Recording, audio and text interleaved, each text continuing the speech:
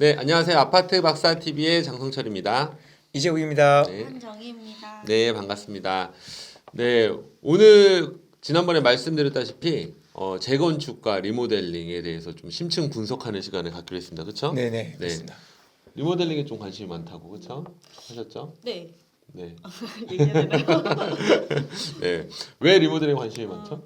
제가 카페를 창업을 이제 하기 전에 준비를 하잖아요. 네. 근데 저는 원래 거기가 건축물이 있는 데서 재건축을 아예 할까 아니면 리모델링만 할까 고민 진짜 많이 하다가 네. 재건축을 하기에는 비용도 너무 많이 들고 그렇죠. 그리고 거기가 비용. 허가가 근린생활 시설로 되어 있더라고요. 그래서 아예 업종을 바꾸거나 이러지 못해서 그렇죠. 그래서 리모델링으로 네. 했거든요. 아니, 네. 부활무신 줄 알았더니 또 사장님이 되시려니까 여러 가지 공부를 많이 했네요.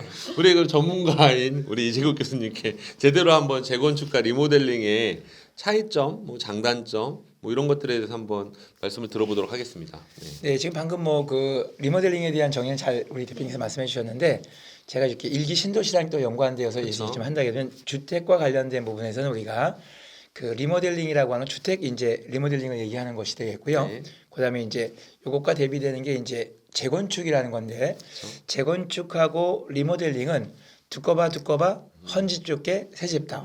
네. 한번 불러볼까요? 두꺼봐. 네. 새집다. 네, 옛날 이렇게, 생각나네. 네. 옛날에 해보셨어요? 했죠. 예, 네네. 흙에다가 놓고 이렇게 네. 팔 빼다 그러면 이제- 무너지면 이제 집 무너진다고. 그럼 라떼시네요, 라떼. 뭐 저도 저는 안 해봤어요.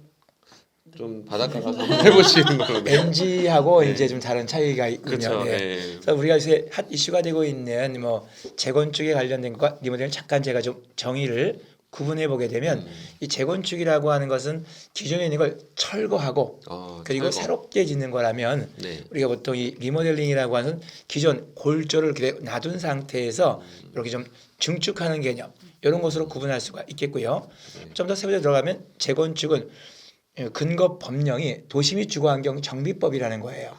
근데 우리가 리모델링은 주택법의 근거에서 이렇게 제한을 받아요. 도시 및 주거환경 정비법이 재건축. 그래서 정비 사업과 관련된 것은 것은 재건축이고, 그렇죠. 주택법이 리모델링이다. 네, 그렇죠. 그러면서 이제 이렇게 우리가 보통 그 내구 연수에 따라서 이제 재건축을 할 수 있는 시점과 리모델링 할 수 있는 시점이 있는데 네, 네. 우리 재건축 같은 경우는 30년 이렇게 기한이 정해져 있어요. 그렇죠, 맞아요. 근데 네. 리모델링 같은 경우는 이제 15년 또 경우에 따라 20년 이상이 지나게 되면 리모델링을 할 수가 있는 것이니까 조금 더 그 빠른 시간 내에 할 수 있는 게 리모델링이라는 어떤 장점이 있는 거죠. 그렇죠. 제가 네. 이 시점에서 하나 또 좀 우려되거나 또 궁금한 부분이 하나가 있는데, 네네. 이제 시기를 말씀해 주셨는데 재건축은 30년 이상이 돼야 되고 리모델링은 15년 이상만 되면 되니까 사실은 재건축보다는 리모델링이 접근하기가 쉽지 않습니까? 그렇죠. 그렇죠. 그런데 네. 이제 아무래도 리모델링은 좀 한계가 있어요. 재건축은 예컨대 철거하고 그렇죠. 자유롭게 설계할 수 있고 자유롭게 세대수도 제한받지 않는 데 비해서 그렇죠. 리모델링 골조를 놔둔 상태에서 하기 때문에 아무래도 좀 세대수 증가에 대한 경우도 그렇죠. 기존 세대수의 15%로 제한받고 있고요. 그렇죠. 그다음에 이 충수 제한 같은 경우도 충수를 올릴 때 기존 골조에 대한 어떤 그 구조에 대한 문제 때문에 그렇죠. 3계층만 올릴 수 있어요. 그러다 보니까 아무래도 세대수 증가에 대한 게 한정되어 있고 그러다 보니까 일반 분양분이 그렇죠. 재건축보다 리모델링이 많을까요, 적을까요? 적습니다. 그러면 수익성은 많을까요, 적을까요? 적습니다. 추가 부담금은 많을까요, 적을까요? 그거는 잠깐 헷갈리는데 이건 알려주세요. 많을까요? 적을까요? 그래서 세대수가 조금 일반 분양이 더 적게 되니까 많았겠네. 네. 추가 부담금이 많겠네요. 그렇죠. 추가금이 많이 나올 확률이 매우 높다는 그렇죠. 단점이 좀 있는 거죠. 네. 예. 자, 이게 그래서 제가 또 주거 환경에 굉장히 관심이 많은 아파트 박사지 않습니까? 그래서 그 우리 제가 살고 있는 그 부천의 그 일기 신도시 중동 지역에서 이런 그 일기 신도시 특별법이 발표되기 전에도 리모델링에 관한 플랜카드 되게 많이 붙었어요. 예, 건축 회사들이 와서 리모델링을 해주겠다. 그렇죠. 예. 네. 꼭 거기 중도 네. 아니라도 많은 지역도 그랬고 또 내구에서 좀 짧은 도들이 그렇죠. 많이 네. 프랜카드가 쫙 붙였죠. 예. 붙여지면 이게 이제 제가 오늘 꼭 말씀드리고 싶었던 것 중에 하나인데 사실 바쁘고 직장 다니고 하시는 분들은 이렇게 잘 모르잖아요. 그렇죠. 지금 잘 모르다 이제 알아가고 네. 있죠. 서서히 워낙 잘 아시겠지만. 근데 그쪽에서는 이제 말씀하시는 게 무조건 이건 대박이다. 리모델링을 할 수 있는 사업자 선정만 되면 허가만 받으면 이거는 진짜 큰 돈을 버는 거다라고 선전을 하고 있더라고요. 그러니까 투자에 성공할 네, 수 있다. 네, 투자에 성공할 수 있다. 근데 투자와 저축의 차이 뭘까요? 투자는 돈을 날릴 수도 있어요. 그렇죠. 저 리스크죠, 표현이 리스크. 표현이 아주 굉장히 왔어요. 적나라하고 아주 위험이죠, 위험, 위험. 맞는 네. 위험. 네. 그러니까 아, 원금 위험. 손실에 대한 위험이 투자는 반드시 있는 거예요. 저축이 아니거든요. 그렇죠? 근데 이제 일기 신도시 특별법이라는 게 발표된 후에 재건축을 하는 거는 어느 정도 정부가 이 사업성이나 이런 거를 다 판단을 해서 나름대로 안전하게 좀 장치를 많이 만들어 놓고 진행을 하는데 그 전에 이제 리모델링 일기 신도시 특별법 언제 나와? 우리 불편에 리모델링 해봅시다. 이러면서 또 사업자들은 또 수익을 많이 남겨야 되잖아요. 들어와서 이걸 하는 과정을 제가 살펴봤더니 막 서명을 받아요.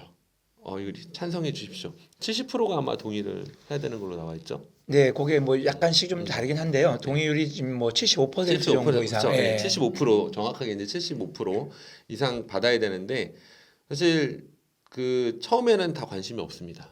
그러다가 이제 뭐 이거는 또 내피셜일 수는 있는데 업자분들이 이제 들어오셔서 제가 봤을 때는 좀 약간의 저기 그 저 뭐 수고비를 받는 것 같아요. 그러면 뭐 이거 꼭 받아 해야 됩니다 이러면서 처음 조금씩 이제 물어봐요. 설문도 처음에 하고 이거 어떻게 생각하십니까 하면서 처음 설문이 조금 이제 좋게 나왔다고 하면은 들어가서 사무실을 또 만들고 어떤 또 회사는 진짜 전세를 들어가시는 분들도 있더라고요. 들어가서 이제 리모델링 추진에 관련된 이제 본격적인 그런 작업을 하는데 여기서 다른 거는 다 뭐 괜찮다고 보는데 하나 아셔야 될 거. 아까 투자는 원금 손실에 위험이 있다. 아까 우리 교수님께서 말씀해 주셨다시피 굉장히 재건축에 비해서 여러 가지 뭐 제한도 많고 그리고 또 분담금도 이제 클 수가 있는데 이거를 추진하는 사업비는 오롯이 다 서명한 사람들이 부담해야 되는 비용이에요. 그렇죠. 예, 위험하죠. 예. 잘못 서명했다가. 예. 서명을 했을 때 만약에 사업 추진이 가다가 이게 사업이 잘 안 될 수 있어요. 그랬을 때 그 생기는 비용들은 다 서명했던 사람들의 책임으로 돌아가게 돼 있습니다. 근데 이제 이번에 이제 일기 신도시 는 다르죠. 특별법이 이제 만들어진다고 하면서 지금 사실은 그 추진했던 리모델링 그 사업 단지가요. 그렇죠. 올 스톱 됐어요. 그렇죠. 그러니까 그래서 이제 이게 다행이라고 아무래도 말씀드린 겁니다. 그 리모델링보다는 네. 재건축을 좀 더 선호하는 분들이 네. 많기 때문에 예, 예컨대 재건축이 규제가 엄격하다. 그 다음에 그렇죠. 예컨대 했을 때는 리모델링 쪽을 많이 선호해요. 그렇죠. 그다음에 새 아파트하고 오래된 아파트의 격차가 클 때 이럴 때도 리모델링을 선호해요. 그런데 재건축을 완화하게 되면 리모델링이 선호되지 않고요. 그쵸? 그다음에 네.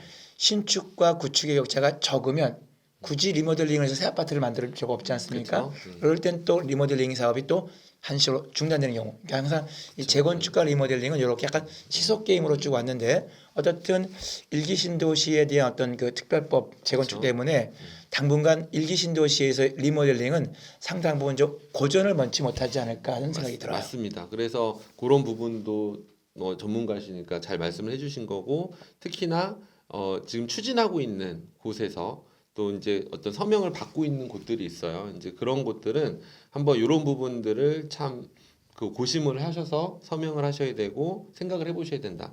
그러니까 투자라는 거는 언제든지 원금 손실에 대한 위험이 있기 때문에 뭐 사업비 같은 거 예를 들어서 뭐 조합을 설립하거나 그리고 사업을 추진하는 여러 비용이 많이 들지 않습니까? 그러면은 제가 이제 들었던 얘기 중에서는 뭐 어떤 곳은 사업이 중간에 추진이 잘 안 돼서 뭐 개인당 뭐 몇 천만 원씩 그런 그 비용이 함몰 비용이라고 하죠. 함몰 비용, 예. 함몰 비용이 발생을 하는데 그거는 우리가 사인을 우리 재건축 리모델링 한번 해보겠습니다 하고 사인하는 순간 책임이 다 쥐어지고 그거를 가지고 이제 담보를 삼아서 이제 공사를 추진하는 어떤 그런 건설 회사가 그 파이낸싱을 일으키는 거거든요. 돈을 빌리는 거예요. 그래서 5억짜리 아파트가 1000세대가 있으면 5천억이지 않습니까? 그럼 크죠. 5천억을 담보로 리모델링에 대한 자금을 조달을 하는 거예요. 그래서 그 비용 중에 일부를 사업비를 써요. 추진이 돼서 성공을 하든 안 하든 사업비에 대한 부담은 있다 없다? 사업자는 없죠. 왜냐하면 그 비용에 대한 건 누가 지불합니까? 사인하시죠. 서명한 네. 주민들이 하는 거예요.